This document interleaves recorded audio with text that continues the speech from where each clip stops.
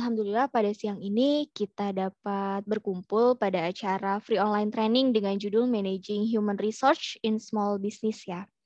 Tadinya kita bisa kenalan ke pemateri kita nih di siang hari ini. Ada Bapak Johar Rohutomo SE selaku konsultan dan praktisi HRD. Nah itu yang lagi dadah-dadah ya. Halo Pak Johar. Kemudian ada juga Bapak Kristo Geri SECPC selaku praktisi HR dan certified coach di HR Indo Society. Halo Pak Geri. Kemudian selanjutnya. Ya, baik. Mari Bapak Ibu mengelola HR pada usaha mikro, kecil, dan menengah. Yang pertama yang mau saya sebutkan adalah tentang ini. Jadi kriteria itu yang termasuk dalam UMK, usaha mikro, kecil, dan menengah, UMKM ini, apa saja kriteria? Pertama modal. Modal tidak termasuk tanah dan bangunan, itu di bawah 1M, itu termasuk mikro gitu ya. 1-5M termasuk kecil. Kalau yang menengah itu di atas 5 gitu ya. Kemudian hasil omsetnya kalau mikro itu tadi setahun 2M, kalau yang kecil itu 2-15M setahun ya. Kalau yang menengah di atas 15 gitu. Frameworknya di HR itu tadi ada 6 pilar. Saya membuat frameworknya berurutan sesuai proses gitu ya. Pertama menyusun struktur, kemudian ada administrasi karyawan, gitu kan, ada struktur, ada administrasinya, gitu, ada job desk-nya, kemudian kita rekrut orang, gitu. Setelah direkrut ya dibayar dong upahnya. Lalu dinilai kinerjanya. Kalau kurang bagus dia di training, gitu ya.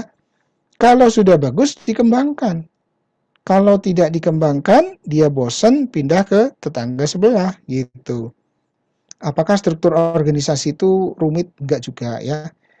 Manfaatnya dulu, memberi kejelasan pada karyawan, gitu ya. Kalau ada struktur, jadi lebih jelas tugas dan tanggung jawab saya itu apa. Ya, jadi misalnya kerjaan saya itu bagian apa gitu ya, misalnya kalau kita punya rumah makan, oh pekerjaan saya di dapur ya, berarti saya akan areanya ya seputar dapur gitu ya. Oke, sudah ada struktur, kemudian ada administrasi karyawan. Administrasi karyawan kita bahas misalnya tentang apa, database karyawan. Database karyawan penting nggak sih? Nah gitu ya. Oke, biar nanti Bapak Ibu langsung tanya aja ya. Saya jawab dulu penting. Saya jawab dulu penting. Kenapa? Karena ya barangkali ada yang belum kebayang. Bapak Ibu punya database. Bapak Ibu tahu big data kan ya? Big data kan penting. Nah, sama di perusahaan juga. Database karyawan penting. Pertama, jangan sampai nanti ada karyawan yang sudah tidak bekerja tetap dibayar. Itu kan penting kan? Jangan sampai ada karyawan yang tadi saya contohkan sudah di perusahaan A pindah ke B satu grup gitu ya. Oh ternyata punya catatan jelek di perusahaan A, misalnya seperti itu. Kemudian tentang teknologi, lalu ada rekrutmen dan seleksi ya. Tadi yang saya ceritakan Bapak Ibu. Kalau Bapak Ibu tadi sudah punya struktur, ya idealnya tadi kan punya struktur, ada job desk, ada job spec.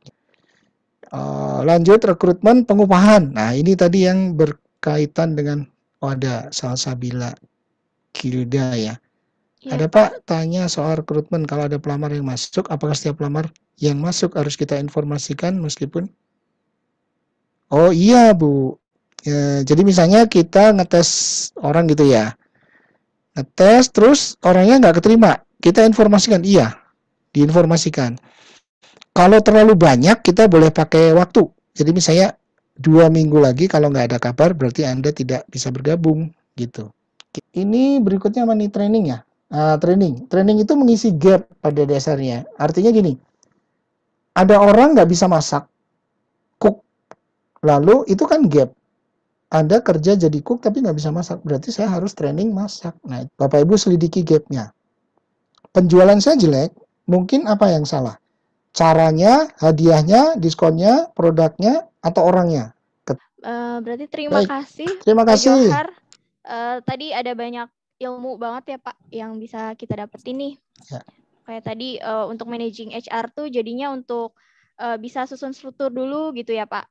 kemudian administrasinya dulu, rekrutmen sama seleksinya, pengupahan sama penilaian kinerja, dan juga wajib ngelatih karyawan-karyawannya kita gitu ya Pak ya. Oke, terima kasih teman-teman atas waktunya.